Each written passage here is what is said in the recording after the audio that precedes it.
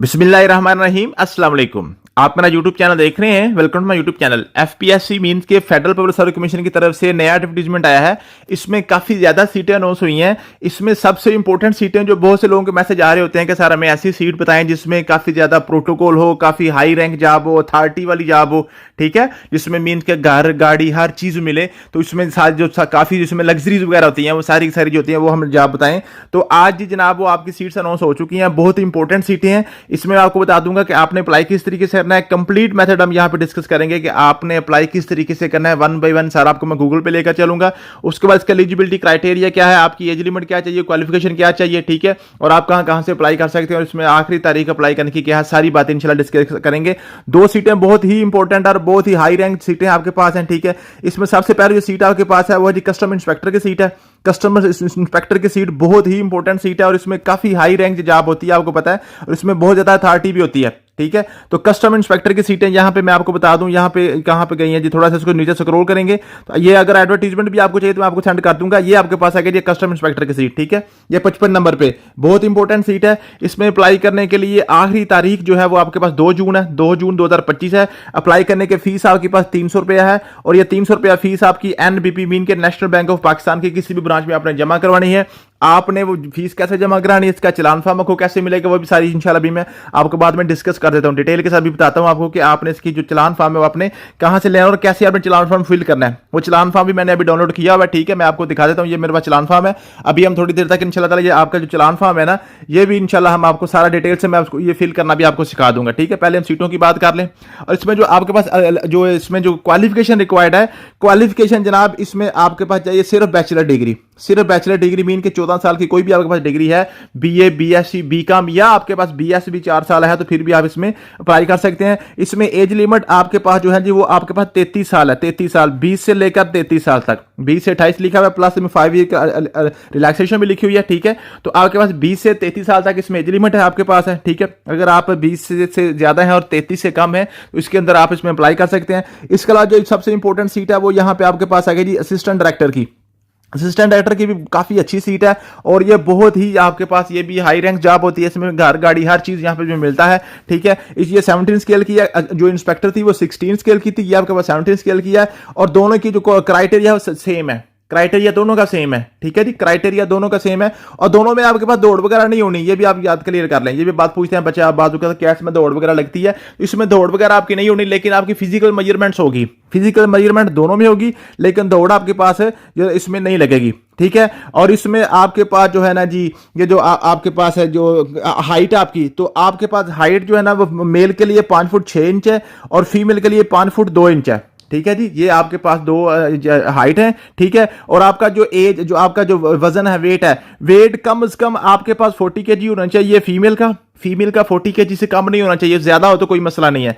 और जब अगर मेल है, मेल का 48.1 मीन के 48 किलो से कम नहीं होना चाहिए। अगर 48 किलो से ज्यादा है तो फिर कोई मसला नहीं है, 48 किलो से कम नहीं होना चाहिए, ठीक है। और बाकी जो आपके पास इसमें जो आपके पास है एलिजिबिलिटी क्राइटेरिया दोनों का सेम है, ठीक है। उसमें भी आपके पास बैचलर डिग्री, इसमें भी बैचलर डिग्री, कोई भी आपका बीए, बीएससी, बीकॉम या बीएस प्रोग्राम आपके पास कोई भी 4 साल डिग्री है या 2 साल की डिग्री है तो आप इसमें अप्लाई कर सकते हैं। अप्लाई करने के दोनों की फीस आपके पास 300 रुपए है, ठीक है। दोनों की फीस 300 रुपया ही है, उसकी भी 300 और इसकी भी 300। और आप हम बात करते हैं कि आपने अप्लाई किस तरीके से करना है, ठीक है जी। तो सबसे पहले आपने अप्लाई करने के लिए आपने कहां पे जाना, सबसे पहले आपने ये चलान फॉर्म अपना फिल करना है, ठीक है। ये आपने सबसे पहले अपना चलान फॉर्म फिल करना है। मैं आपको चलान फॉर्म आपको फिल करना सिखा देता हूं कि आपने कैसे करना। तो ये जनाब आपका चलान फॉर्म है। इस चलान फॉर्म को आपने फिल करके अपने बैंक में लेकर जाना है, नेशनल बैंक में।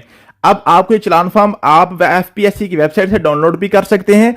अगर आपको ना मिले तो मेरा नंबर आपकी स्क्रीन पे चल रहा है, व्हाट्सएप करें, इंशाल्लाह ताला आपको एडवर्टीजमेंट भी सेंड कर दूंगा और आपको ये चलान फॉर्म भी सेंड कर दूंगा। आप अपने पास इसको प्रिंट करके आप इसको फिल करके जमा करवा सकते हैं। इसका तरीकाकार यही है कि आपने इसको प्रिंट लेना है। प्रिंट लेकर फिर आपने क्या लिखना है, सबसे पहले ऊपर लिखेंगे बैंक नेम। बैंक नेम आप लिखेंगे एनबीपी, ठीक है जी, एनबीपी लिखेंगे। बैंक्स कोड, कोड आपने लिखना है बैंक का। आपने जिस बैंक में अपनी फीस जमा करवानी है उस बैंक का कोड इसमें लिखा होता है, ठीक है। अगर ना भी आपके पास हो बैंक का कोड, आप ना हो तो वो जब आप इसकी फीस जमा करवाएंगे ना तो बैंक वाले आपको स्टैंप लगा के देंगे, ठीक है। तो जो स्टैंप के अंदर भी बैंक ब्रांच कोड लिखा होता है, उस स्टैंप के अंदर अगर आप पहले इसको यहाँ इसको खाली भी छोड़ देंगे ना, तो जब वो आपकी फीस जमा करेंगे तो आपको स्टैंप लगा के देंगे ना, तो हर हाल में लाजमी हर बैंक की स्टैंप के अंदर भी उसका कोड लिखा होता है, ठीक है, ब्रांच कोड, वहां से भी आप उसका बाद में भी यहाँ पे लिख सकते हैं, ठीक है जी। डिस्ट्रिक्ट ऑफ ब्रांच आपने अपना जिला लिखना, जिस जिले में आप इसकी फीस जमा करवा रहे हैं, नेम ऑफ कैंडिडेट जहां पे आपका नाम आ जाएगा, CNAC नंबर आपका यहां पे आ जाएगा, ठीक है, और उसके बाद यहां पे केस नंबर आएगा, केस नंबर आपका F4। उसके बाद आपके पास जो है, अगर आप इंस्पेक्टर में कस्टम इंस्पेक्टर में कर रहे हैं तो उसका 52 है, ठीक है, मेरे ख्याल 52 है, आप देख लीजिएगा, ठीक है। एडवर्टीजमेंट पे अगर आप कहते हैं तो मैं आपको दोबारा भी दिखा देता हूं आपका एडवर्टीजमेंट खोल के, ताकि आपको पता चल जाए कि आपका जो है, ठीक है। और उसके बाद आपके पास जो है ना जी आगे आपके पास 2025 यहां पे आ जाएगा, आर के बाद आपने कुछ भी नहीं लिखना, ठीक है। यहां पे आपने केस नंबर लिखना है, मेरे ख्याल में जो असिस्टेंट डायरेक्टर का 72 है और जो आपके पास कस्टम का है 52 है या 56, अभी आपको कंफर्म कर देता हूं, ठीक है। पहले ये कंप्लीट कर लें, फिर हम एडवर्टीजमेंट पे दोबारा जाकर आपको कंफर्म कर देता हूं मैं, ठीक है। फिर आपके पास जो है ना ये RS यहां पे लिखेंगे 300, ठीक है, रुपीज में आप लिख देंगे 300 ओनली, ठीक है, लिख के तो ये आपके पास एक परत फिल हो गया। इसी तरीके से आपने ये वाला अगला भी इसी तरीके से फिल करना है, फिर सेम इसी तरीके से तीसरा, फिर चौथा, 4 आपने ये फिल करने हैं, इकट्ठा चालान फॉर्म है, ठीक है। चारों आप लेकर फिर ये इकट्ठा जो है ना आप बैंक वाले के पास जाएंगे। बैंक वाला क्या करेगा, बैंक वाला 2 जो है ना इसमें से काट के अपने पास रख लेगा, 2 काट के रख लेगा और 2 आपको वापस कर देगा, ठीक है जी। इन दोनों में से फिर ये जो आपके पास चालान फॉर्म है ये आपने संभाल के रखना है, संभाल के रखना है ये चालान फॉर्म। जब आपने पेपर देने जाना है तो फिर आपके जो पेड चालान फॉर्म अपने साथ लेकर जाना है। ये आपका चालान फॉर्म जब पे हो जाए, जब आप चालान फॉर्म पे कर लेंगे, पे करने के बाद अपनी चालान की फीस जमा करवाने के बाद फिर आप क्या करेंगे, आप गूगल पे आएंगे, ठीक है जी। मैं आपके सामने गूगल पे चलता हूं, ठीक है, ये मेरे पास गूगल खुला पड़ा था, ठीक है, हम गूगल पे चलते हैं, ठीक है जी। तो गूगल पे आके आपने क्या करना है, आप लिखेंगे FPSC, ठीक है जी, आपका लिखेंगे FPSC। जैसे आप FPSC लिख के सर्च करेंगे तो आपके पास सामने इस तरह FPSC की वेबसाइट खुल जाएगी, main federal public service commission की वेबसाइट खुल जाएगी।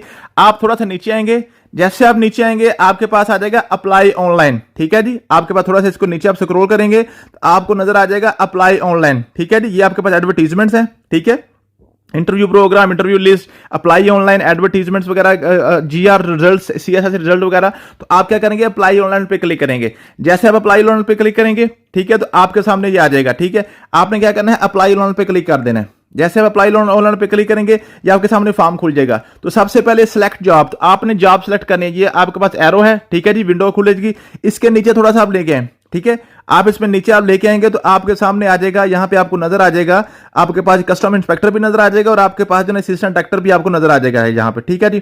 थोड़ा सा आप नीचे स्क्रॉल करेंगे तो आप सामने यहां से आपने सर्च कर लेना है, ठीक है जी। यहां पे थोड़ा सा आपको सर्च करना पड़ेगा, थोड़ा सर्च करेंगे तो आपको जनाब आपका इंस्पेक्टर भी नजर आ जाएगा। और ये जो F4 के साथ लिखा हुआ है ना, 82 लिखा आ रहा है या 53, जो भी आपके पास लिखा आ रहा है, ये इसका केस नंबर होता है, ठीक है जी। तो हम थोड़ा सा इसको नीचे स्क्रॉल करते हैं तो आपको यहां पे नजर आ जाएगा आपका जो है दोनों सीट। तो ये जैसे मैंने स्क्रॉल किया मेरे पास आ गया F472 2025 आर असिस्टेंट डायरेक्टर। तो ये आपके पास असिस्टेंट डायरेक्टर ASF की है 17 स्केल वाली। तो इसका आपके पास केस नंबर आ गया 72, 72 आ गया। आपने चालान फॉर्म में भी 72 लिखना है, यहां पे भी आप इसको सिलेक्ट करेंगे।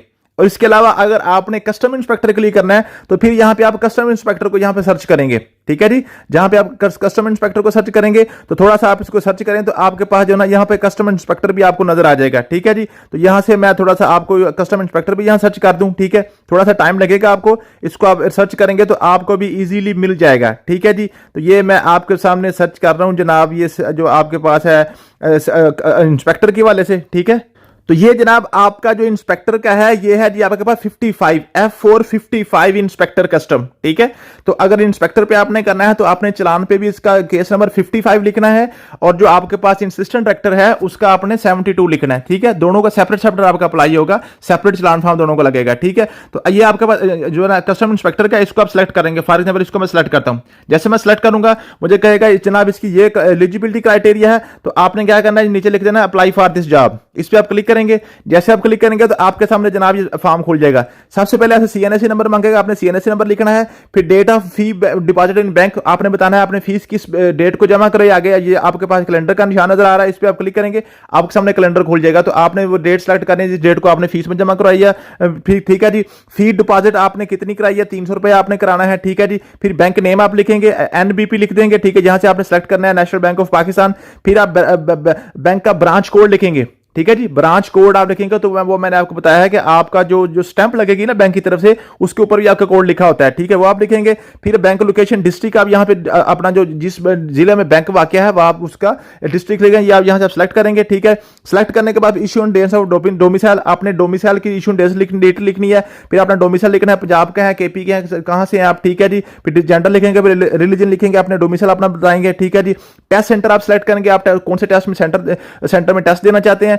टेस्ट सेंटर आपके पास इसमें जो है ना, डीजी कहाँ है, डेरा इस्माइल कहाँ है, गिलगित है, गुजरांवाला, हैदराबाद, इस्लामाबाद, कराची, लाहौर, मुल्तान, पिशावर, कोयटा, सकरदू और सखर, इनमें से आपने कोई एक सेलेक्ट करना होता है। फिर इंटरव्यू सेंटर आपने देखने हैं, इंटरव्यू सेंटर में आप गिलगित, इस्लामाबाद, कराची, लाहौर, मुल्तान, पिशावर और कोयटा, यहीं पे आप सिर्फ आपके इंटरव्यू होंगे, ठीक है जी। करने के बाद फिर आपने क्या करना है जी, issuance date of transcript that make you eligible, means के आपके पास जो बीए, बीएससी या बीएस प्रोग्राम जिसकी बिहाफ पे आप इसमें अप्लाई कर रहे हैं, उसका रिजल्ट किस दिन आया था, ठीक है, वो आपने यहाँ पे लिखना है, ठीक है जी। वेदर गवर्नमेंट सर्विस, अगर यहाँ पे यस करेंगे कि गवर्नमेंट सर्विस नहीं है तो आप इसमें नो कर देंगे, अगर आप गवर्नमेंट सर्वेंट नहीं है, ऑलरेडी सर्विस में नहीं है तो, ठीक है। फिर आपने यहाँ पे वेरिफिकेशन कोड लगाना है, जैसे आप वेरिफिकेशन कोड लगा के तो आप प्रोसीड टू स्टेप 2 पे कर देंगे। जब आप प्रोसीड टू स्टेप 2 पे करेंगे तो आपके सामने एक नया फॉर्म खुल जाएगा। उस नए फॉर्म पे जाके आपने क्या करना है, अपनी तस्वीर आपकी और आपके शनाख्ती कार्ड की तस्वीर, ठीक है जी, फ्रंट पे वो आपने दोनों अपलोड करनी है। और उसके बाद फिर आपने क्या करना है, नीचे इसी तरीके की छोटी सी इंफॉर्मेशन होगी, आपका कॉन्टैक्ट नंबर वगैरह, आपके वालिद या आपका जो है ना जो एड्रेस वगैरह मांगेगा, मांगने के बाद फिर आपने उसको कंप्लीट सबमिट, फाइनल सबमिट कर देना, तो यहां से आपकी एप्लीकेशन सबमिट हो जाएगी। इसके बाद अगर आपने टेस्ट की प्रिपरेशन करनी हो तो इसी वीडियो की डिस्क्रिप्शन में से आपको टेस्ट तमाम सब्जेक्ट जो है ना, जो हमने ऑलरेडी इनकी तैयारी करवाई हुई है, एसएफ इंस्पेक्टर भी हमारे पास चल रहा है, तो आपको इंग्लिश, उर्दू, मैथ, मुताला पाकिस्तान इस्लामियत, सारे के सारे आप जो लेक्चर जो है ना, इसी वीडियो की डिस्क्रिप्शन आप देखें, आपको वहां से नजर आ जाएंगे। इसके अलावा मेरा नंबर आपकी स्क्रीन पे चल रहा है, व्हाट्सएप करें, इंशाल्लाह हम आपको अपने ग्रुप में भी ऐड कर लेंगे। थैंक यू सो मच, मिलते हैं नेक्स्ट वीडियो में, अल्लाह हाफिज।